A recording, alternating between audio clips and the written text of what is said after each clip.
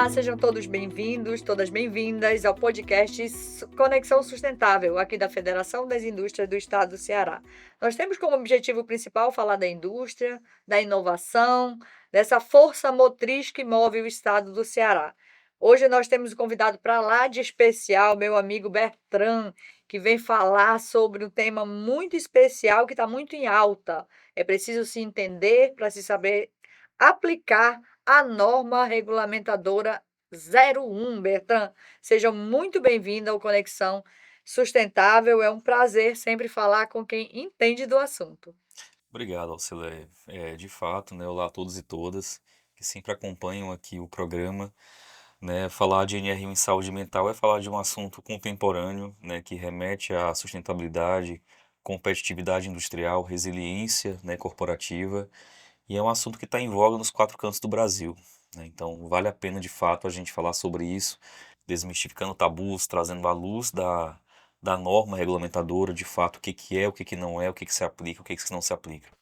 E trazendo o nosso SESI como braço direito desse tema, não é, Bertana? Sim, sim. A missão do SESI, né, enquanto Serviço Social da Indústria, é estimular a competitividade industrial, né, resguardando a segurança, a saúde das pessoas, a segurança psicológica, né, visando o capital humano, né, de uma forma saudável para a proporção do trabalho. Conexão Sustentável sempre traz temas relevantes para a indústria e para a aplicabilidade nos negócios. A norma NR01 está em pauta, mas nem tudo que se ouve dela é verdade, mas tudo que se depende dela é sim, é verdade e é preciso que seja feito. Diretrizes legais, a partir do dia 26 de maio, já vai no valendo, Bertrand? Já entrou em vigor, né, no último dia 26 de maio, a portaria 1419. É a portaria que trouxe, né, portaria 1419 de 2024, né? Ela foi postergada por mais um ano, 2025, então ela entrou em vigor agora no último 26 de maio, e hoje ela já está em vigor sim em todo o Brasil. Nossas indústrias, no comércio, no serviço, é preciso que se entenda. E o SESI, né, tendo você aí como principal nome hoje do nosso sistema que fala sobre a norma, a gente trouxe para você que nos assiste o Bertrand, justamente por ele possuir esse conhecimento técnico, ter uma vivência na prática e poder ajudar, como ele disse no início, a desmistificar. É preciso que se entenda bem para aquilo tudo que a gente se predestina a executar. O ambiente de trabalho é um ambiente complexo, é um ambiente de muitas culturas, formado por pessoas que trazem a sua história, a sua ancestralidade, a sua vivência de casa, sua religiosidade, para produzir negócios, serviços e, claro, para produzir o crescimento da indústria, mas sem deixar de lado a sua qualidade de vida, não é isso, Beto?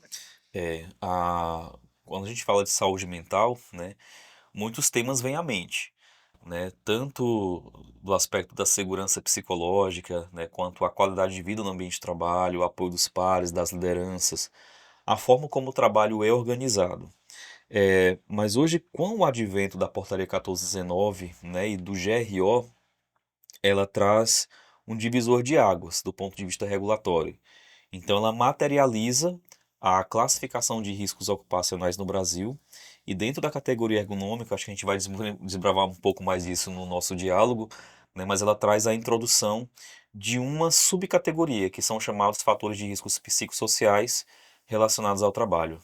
E a gente precisa entender o que esses fatores, o que são esses fatores, como aplicar essa norma, salvaguardando o empresário, salvaguardando o empregado, salvaguardando o ciclo todo que faz a economia cearense. Bertrand, a NR01 nasce onde e o que ela é objetiva a alcançar? Perfeito. A NR1 é uma norma, né, de 38 normas existentes no Brasil, do Ministério do Trabalho. É uma legislação já antiga, não é nova. Ela já vem dos anos 70, né, 80, vigorando e regendo as relações de trabalho com o objetivo de dar às pessoas, à classe trabalhadora no Brasil, um trabalho digno, né, um trabalho seguro, e isso é constitucional. Então a NR1, ela, assim como todas as normas, ela vem passando por uma série de atualizações através dos seus encontros de governança, E a recém-publicação que se introduziu na Portaria 1419 trouxe uma revisão de um capítulo, que é o item 1.5 da norma, que fala exatamente do GRO, que é o Gerenciamento de Risco Ocupacional. Então, ela é que traz a materialização de todos os riscos ocupacionais no Brasil, né? A saber, nós temos os riscos químicos, físicos, biológicos, mecânicos e de acidentes, né? E nós temos, então, os riscos ergonômicos nessa categoria, e dentro da categoria do ergonômico, nós temos hoje os psicossociais, né? Então, essa é a principal mudança que, quando a gente fala de NR1 em saúde mental, que se introduz dentro desse conceito. E é preciso que se trate isso com muito zelo e com muita humanização, diante de um contexto global onde a comunicação está veloz, onde tudo parece urgente, né? Tudo parece tudo muito grande demais e a gente tem que, dentro da área da economia, entender o que é urgência, o que se faz, né? É urgente, mas o que é preciso tratar também. O risco, assim como é ergonômico, o risco psicológico é um risco que atribui resultados efetivos, negativos ou positivos. Se eles se materializarem, ele é negativo para a empresa. E como que a empresa hoje recebe esse conceito e como ela aplica essa norma de forma bem efetiva, Bertrand? É muito interessante a colocação, doutora Alcileia, porque quando uma organização ela entende, né, que o mapeamento de fatores de riscos, né, dentro dos conceitos, né, dos riscos ocupacionais no Brasil precisa ser efetivada, ela garante dois pontos que, na minha opinião, são fundamentais. O primeiro deles é a segurança jurídica do processo, né? Ou seja, quando você tem um levantamento, né, dos riscos ocupacionais, você sabe, através de um mapeamento efetivo, de acordo com a legislação, né, e fundamentado por um processo que tem uma chancela, né, de um responsável técnico por esse processo, se aqueles riscos existem ou não, se eles precisam ser de alguma forma gradados, né? Ou seja, precisa haver uma diminuição, um controle, haver uma proposta, né, efetiva de controle desse risco. E o segundo ponto que nós temos é justamente voltado para um ambiente de trabalho mais seguro e saudável, né? A partir do momento que a gente encontra situações que podem ser potencialmente adoecedoras, e agora eu falo especialmente do item 1.5 da norma, dos fatores de riscos psicossociais, uma vez encontrados, né, esses riscos dentro de um mapeamento, né, dentro da organização, você saberá exatamente o que precisa fazer, no sentido de controlar, no sentido de neutralizar ou de anular essa possível exposição. E mais do que isso, quais são as fontes geradoras desses fatores de riscos? Né? Podem ser organizacionais, podem ser dentro do contexto da organização do trabalho. Existem algumas circunstâncias, né, algumas naturezas que precisam ser exploradas. Bertrand, e também a gente entende que a indústria, que a empresa, ela faz parte de um contexto social ainda mais amplo, né? Quando a gente fala de normativas, diretrizes, regulamentações, para grandes empresas e grandes indústrias, já tem ali um setor que cuida, né? Mas se eu estou lá na minha pequena empresa, na minha pequena indústria, quem é o profissional hoje que pode mapear, identificar esse risco e mapear o seu grau de materialidade, digamos assim? Quem é hoje? Quem eu busco se eu fosse um empresário, seja do ramo industrial ou de qualquer tipo de contexto econômico? É muito interessante, doutor Auxilé, essa sua pergunta, porque, primeiro de tudo, né, quando a gente vai para o contexto econômico do Brasil, se eu não me engano, são de 80 a 90% das empresas do país são de pequeno e médio porte, né, e são elas que promovem a empregabilidade. Então, a gente já tem um indicador que é preciso que ele abranja esse cenário de fato, né? Então, segundo a publicação da NR1, né, e do manual hoje do capítulo 1.5 da NR1 e também da Fundacentro, que é uma outra publicação que traz a orientação de como implantar, né, de visualizar todo esse cenário, não existe um profissional específico, né, ou seja, uma formação específica para que ele realize esse mapeamento.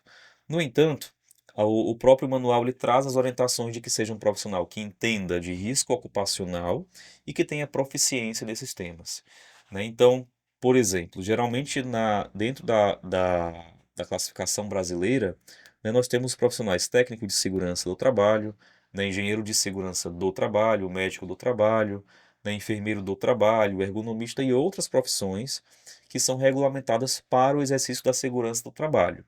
Essas profissões em específicas, né, tirando o ergonomista, por conta do registro no Ministério, né, nós temos profissionais que são capacitados de acordo com a ementa técnica, através de uma instituição que é reconhecida por um conselho de classe e que tem um vínculo para o exercício profissional com o registro do Ministério do Trabalho.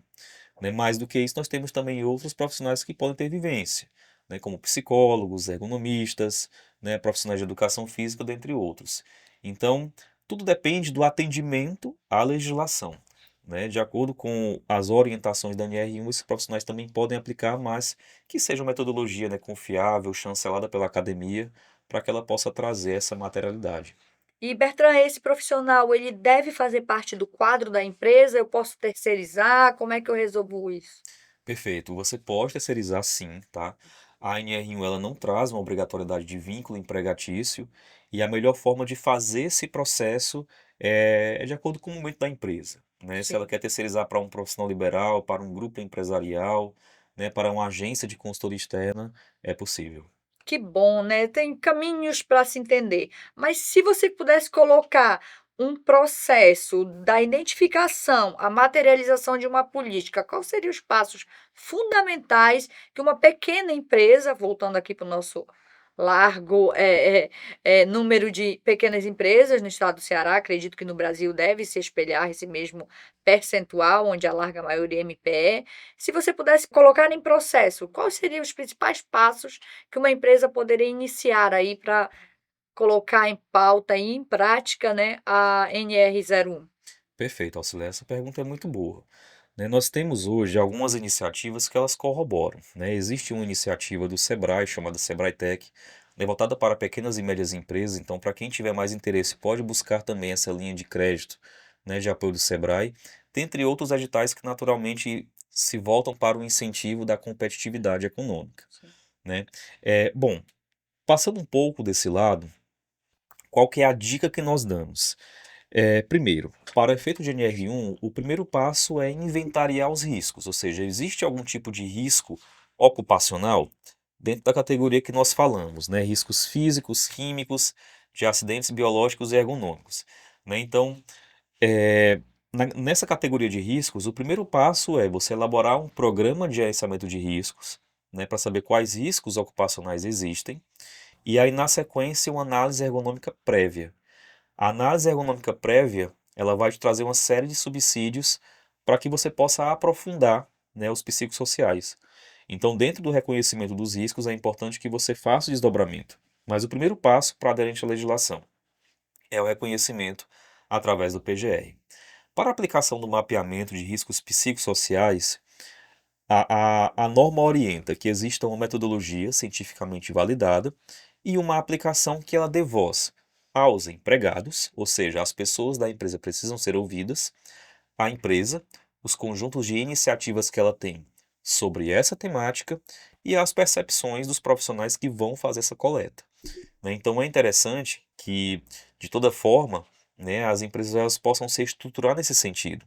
Existem N metodologias no mercado e a publicação original do Ministério do Trabalho ela não determina uma metodologia específica. Qualquer organização pode procurar por uma metodologia já existente, respeitando, né, a sua chancela científica e a aplicação através de um profissional legalmente habilitado. Muito bom, Bertrand. Houve um tempo, algum tempo atrás, que iniciou esse movimento de se implementar uma ouvidoria, né? Hoje a ouvidoria ela atende, né, reclamações, ela atende elogios, ela atende o interno, ela atende o externo. Você pode nos pontuar assim o que seria diferente ou poderia ser implementado dentro de uma ouvidoria ou são setores diferentes? Bom, eu entendo que são setores diferentes. Uma ouvidoria, naturalmente, ela coleta, né, percepções e essas percepções elas vão ser tratadas a nível de melhoria, né? Então, eu vou traçar um paralelo, tomando a liberdade. Por favor. Se nós tivéssemos, por exemplo, um código de ética, que ele trata situações de possível desvio de um código de ética e conduta interna de uma organização. Nesse caso, a gente tem uma situação que ela é mais próxima da realidade. Aí, Alcido Trossler, me permite, me corrigir se eu estiver fazendo uma analogia não tão aderente.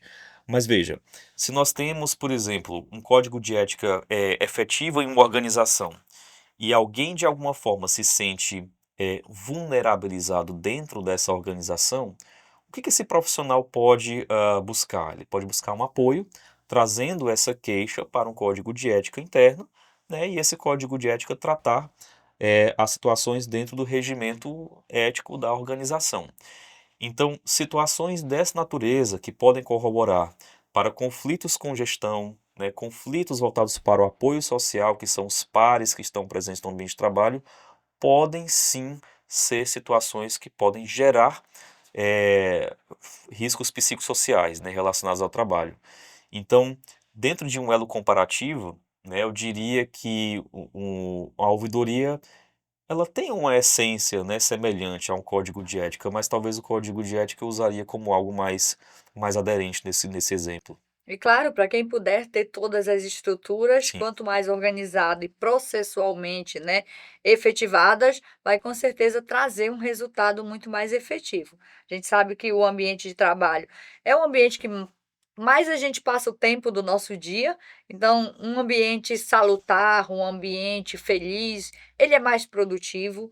Todo mundo que passa mais tempo fora de casa, sabe, que é para trazer para dentro de casa um resultado de uma qualidade de vida, o próprio, a subsistência da família demanda daquele trabalho, mas aquele trabalho também demanda daquele profissional que deixa sua família para estar na empresa. E essa empresa tem que receber, tem que desenvolver e tem também que entender que ele é parte fundamental para essa entrega, quer seja a entrega de um pãozinho na padaria, quer seja a entrega de um automóvel numa grande indústria de automóvel. Somos todos parte de uma grande equipe corporativa, mas que a gente entende que esse cooperativismo entre ambos, entre pares, entre os líderes e liderados, tem que ornar para um bem maior. O que que é um bem maior? Na minha opinião, é um serviço bem implementado, um produto entregue com qualidade, uma organização que é responsável por tudo que ela faz e comprometida por tudo que ela entrega. O Bertrand, ele é o profissional hoje de referência do SESI e do Sistema Indústria no estado do Ceará e tem compartilhado esse conhecimento com muitos profissionais, até mesmo porque a gente vai passando o conhecimento e também, né, a gente, como eu costumo dizer, a gente está sempre ensinando, mas também está aprendendo.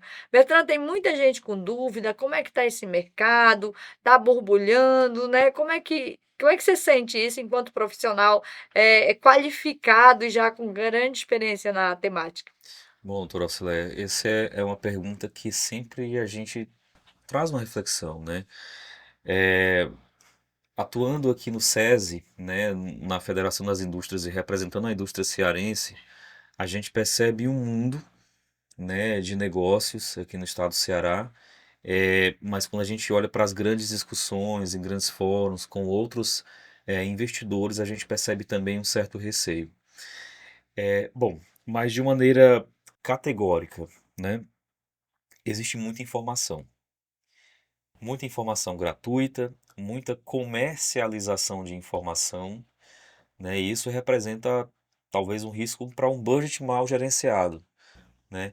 E do outro lado, existe também um risco jurídico, né? Quando se lança uma legislação que muita gente entende que ela não é material, é, muitos saberes entram em confronto e naturalmente a continuidade ela acaba ficando permanente. Então, o que que, assim, a nossa percepção, né? A gente já fez muito letramento, já são centenas de letramentos, né? São muitas indústrias, muitas organizações que têm passado por esse processo. Mas hoje eu diria que já está mais material, o entendimento ele já está mais universalizado. Porém, ainda existe muita informação difusa, ainda existe muito tabu, ainda existe muito questionamento, principalmente por outros assuntos, né, que estão atualmente em vigor, como a redução da escala 6 por 1, né, como outros assuntos também, né, de impacto além aqui do continente, né, que a gente vive e que naturalmente traz, né, eu diria que uma potencial fragilização nesse tipo de entendimento. Eu diria, Bertrand, se me permite, que tem muita comunicação, tem Sim. pouca informação. Fantástico, doutora. Fantástico. Porque assim, todo mundo fala de tudo, mas poucas pessoas entendem com profundidade, especial nesse assunto, como você entende, como o SESI trabalha, como a gente ajuda as empresas de forma efetiva, com base em metodologia, desmistificando. É bom que quem nos ouve, quem nos assiste agora, procure entender o que é fato e o que é fake. Vou usar aqui, né, o meme aí da internet. O que é fato, o que é fake, o que é do líder para o liderado, o que é do liderado para o líder, porque o inverso também é verdadeiro, né, Bertrand? Isso acontece muita confusão nisso. Pares e paralelos também estão inclusos nessa situação, mas isso não é para dificultar, não é para dar custo à indústria, isso é para o bem-estar de todos, correto, Bertrand? Perfeito. A NR1, ela traz um divisor de águas que hoje eu encaro como sendo um marco legal para a saúde mental no Brasil. Ela não trata, por exemplo, do retrato do adoecimento. Ela trata do fator de risco presente no ambiente de trabalho. Sabe aqueles 5 riscos que eu falei? Eles estão presentes no ambiente de trabalho. Qual que é o nosso objetivo enquanto proprietário de empresa, né, quanto investidor? É saber se o meu ambiente de trabalho possui um fator de risco desses, possui uma fonte geradora. E se eu sei que dentro do meu ambiente de trabalho possui uma fonte geradora, o que que eu vou fazer? Eu quero que as pessoas trabalhem bem, trabalhem com apreço, é o capital humano, né? Então, quando a gente parte por esse princípio, a gente tem a consequência, a segurança jurídica, melhor produtividade, melhor aderência no trabalho, qualidade de vida, perpetuidade de negócio e tantas outras informações, né, que naturalmente a gente é acostumado a lidar. Então, o principal ponto é mapear se existe um fator presente no ambiente de trabalho. As demais situações, elas nascem como plano de ação, para que esses proprietários de organizações, para que os tomadores de decisão, para que líderes possam se posicionar e se empoderar sobre o tema. Encontrou um fator de risco presente? Ok, agora eu sei o que eu tenho que fazer. Um plano de ação. A grande base é a identificar, né? A identificação de um risco vai te dar um norte. Pronto, eu já identifiquei. Quando a gente está sem regramento, quando a gente está sem diretriz, a gente meio que está trabalhando às escuras. E eu acho que o risco do não conhecimento ele é muito maior do que ter uma ANR que regulamenta, que dá diretriz. Então, há essa conturbação, digamos assim, no mercado sobre isso é maléfico, isso, na minha opinião, humilde opinião, perto do Bertrand, que é especialista, isso é muito benéfico, porque ele começa a colocar o jogo de forma muito mais clara, para que todos fiquem assegurados, para que o ambiente de trabalho seja um ambiente seguro e que a economia não pare por isso, que a economia consiga evoluir de forma segura. As empresas têm buscado o SESI, hoje muito mais do que antes, mas isso deixa a gente muito feliz. Por quê? Porque busca para saber o que se trata e como é que eu faço. E se não tem esse regramento, a gente trabalha às escuras como em todo o setor e em toda a área, digamos assim, a área técnica. Você colocou todos os diferentes riscos. Esse chega para complementar e não para divergir, tão pouco para concorrer, concorda? Exato, 100%. E é até um ponto interessante, doutor, que quando a gente fala de risco psicossocial, na legislação brasileira, a gente tem que voltar esse entendimento para o ambiente de trabalho. Existem N situações que nascem fora do ambiente de trabalho, né? Por exemplo, questões de endividamento, né? Questões de divórcio, né? Fenômenos climáticos são presentes, são reais e eles trazem influência de fora para dentro do trabalho. Mas dentro da NR1, do atual GRO, são situações que nascem no ambiente de trabalho. Por isso que nós precisamos fazer o mapeamento no ambiente de trabalho. Esse é um ponto muito interessante. E quando a gente olha, né, levando um pouco da sua fala, Brasil afora, como que esse assunto se materializou?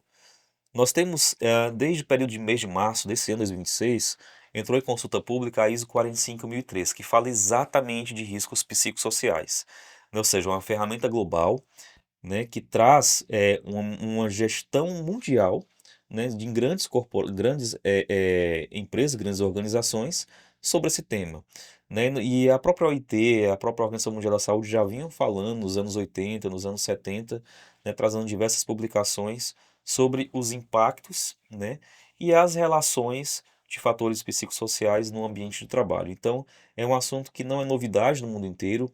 O Brasil hoje é considerada, né, acho que a 11ª potência mundial, né, em termos de produtividade, em termos de PIB. A gente está aí na iminência de subir para a 10ª potência, né?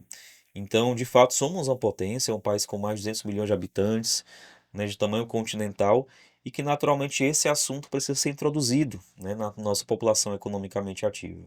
Claro, até para trazer uma economia estável, né? O mundo Sim, precisa de estabilidade. No atual momento, a gente precisa de estabilidade no mundo econômico, no mundo social.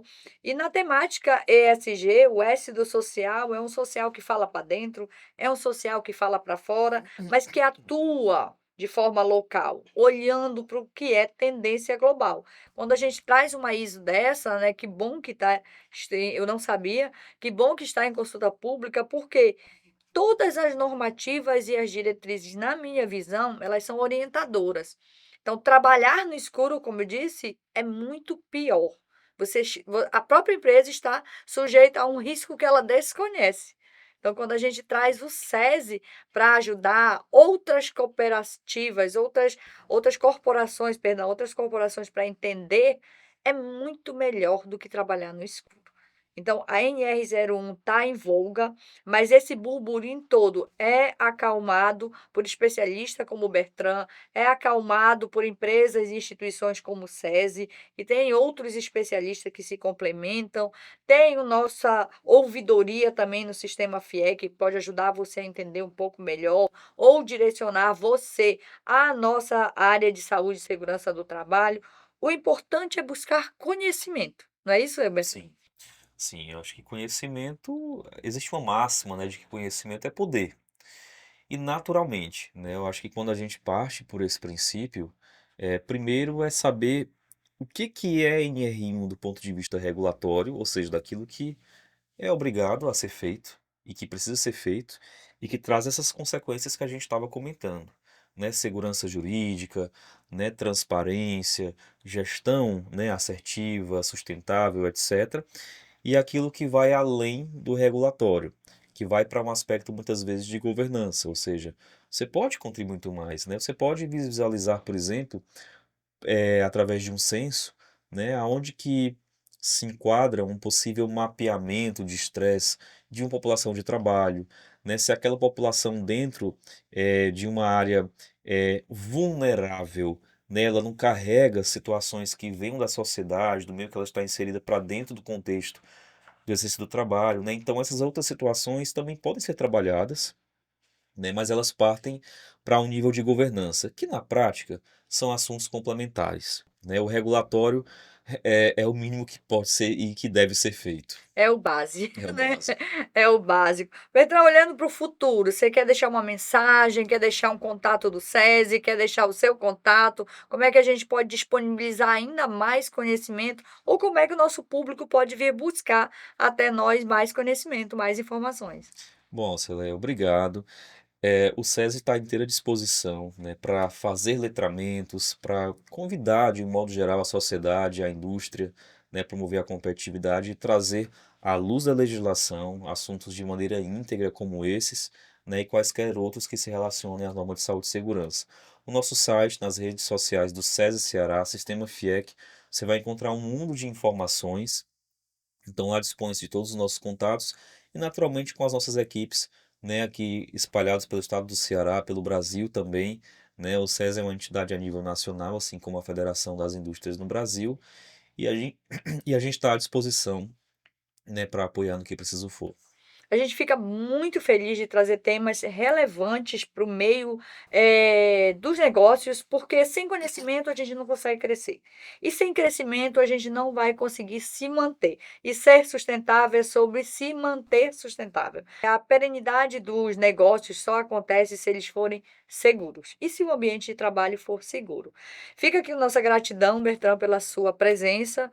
Você é o técnico de mais alto grau de conhecimento que hoje hoje a gente tem sobre essa norma e sobre outras tantas que a gente vai ter oportunidade de falar aqui no nosso podcast, mas o importante é deixar quem nos assiste muito à vontade, porque esta casa é a casa da indústria, essa casa é do povo cearense e aqui a gente encontra diferentes assuntos e diferentes técnicos à disposição da sociedade, e não apenas do núcleo industrial cearense, mas sim de toda a sociedade cearense. Que diga aí o SESI, que diga aí o SENAI, grande formador de mão de obra da indústria, né? E todos os nossos núcleos e as nossas áreas cooperativas. Nós estamos aqui para servir a sociedade cearense e é missão da FIEC desenvolver o setor industrial cearense. Muito obrigada, Bertrand. Obrigado, Alceleia. Obrigado a todos e todas. Obrigada. Fica aqui o convite para você seguir o FIEC, né? Spotify pela FIEC e também o nosso YouTube, um canal muito visitado para quem deseja ter mais informações sobre temas relevantes como esse que a gente tratou, NR01 para você.